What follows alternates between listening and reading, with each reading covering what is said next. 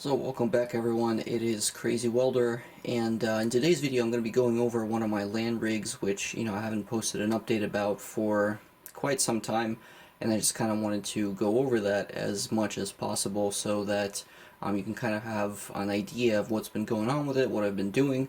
Now, as you can see, my plan with this from the start was to cool the VRMs down as much as possible.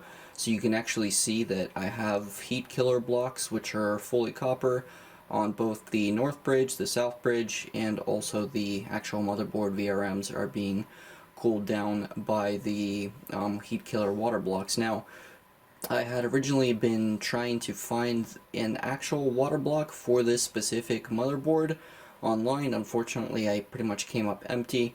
Now, currently, I've pretty much kind of custom cut these blocks to fit onto this motherboard, and they seem to be doing okay so far, but I will need to do some leak testing to see how well they actually do. Currently, I also have kind of a cheapo water block on the CPU while I'm waiting on the Heatkiller to come in, but I do want to kind of get the rig up and running and just see how well it does, with this sort of setup in there, and just kind of go from there. Now, what you may not necessarily see in here right now is the graphics card, and you don't see any of the water reservoirs or basically any of that, so you might be wondering, how is that going to be accomplished? And it's going to be done in a couple of ways. So one of the things is going to happen is that I will have a Switftech basically water reservoir that's going to be sitting right kind of up here in this region, and then that's going to be going through and that'll be feeding the CPU. So the Switftech reservoir is going to be for the CPU, and I'm going to have another reservoir sitting kind of down and back in this area, and that's going to be feeding the GPU. It's kind of separate water supply. Now, the VRMs, I'm not going to be running a kind of reservoir for those.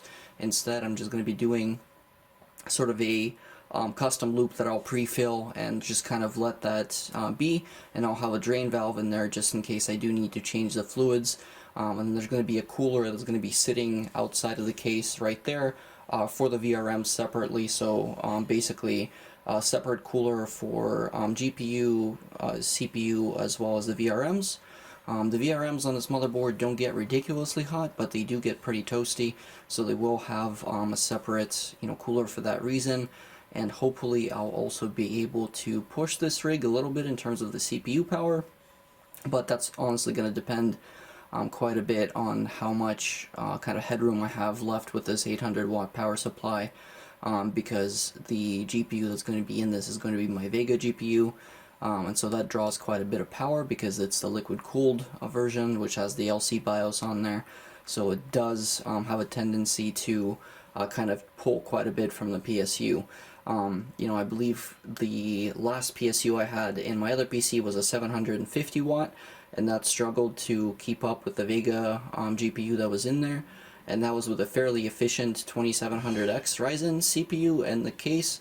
So, again, we'll see kind of how this thing copes, and if I'm able to run that GPU in this chassis, or if I'll end up getting, or having to get something else just so that it's able to sort of maintain the pacing that this thing is at. Ultimately, it's kind of up in the air right now. We'll see how well it does. Hopefully, we'll be able to have this thing run and not be kind of ridiculous, and then I'll also be able to take this around to some LANs.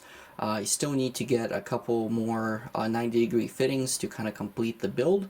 Right now you can see some of those are missing, specifically the two bridge points right here. I need to kind of have another line going in between those.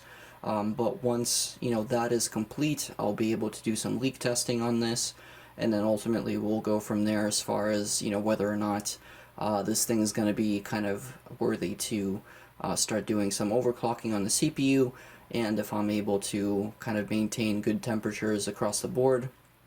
I'm hoping that with the mods that are on there right now, that it will do pretty well, because it looks like it should have enough cooling for pretty much everything, and that takes care of this rig so far. I will be posting more updates as I kind of get closer to finishing this build up. Right now I just haven't had as much time and I've had some other projects going on, but ultimately this particular build is going to be getting complete, I'm hoping, by the end of summer, depending on kind of how things go with the economy, etc.